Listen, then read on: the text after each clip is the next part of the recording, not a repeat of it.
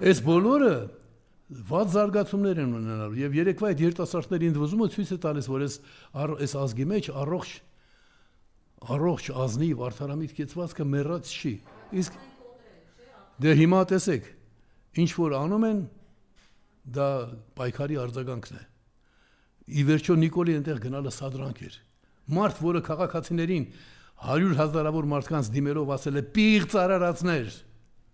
երբ ասում էր Հայաստանի հպարտ քաղաքացիներ, դա նշանակում էր Հայաստանի պիղծ արարածներ։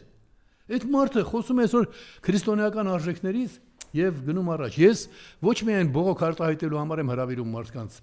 ամսի 7-ին Սուրբ Հոգու երկիր իջնելու,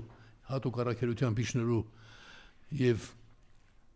մեր կողմից ազգովի որպես տոն ընկալելու օրը, այլ այդ օրը ոչ միայն հրաշք է կատարվելու, այլ այդ օրը սկսելու է մեր վերածնունդը եւ բոլոր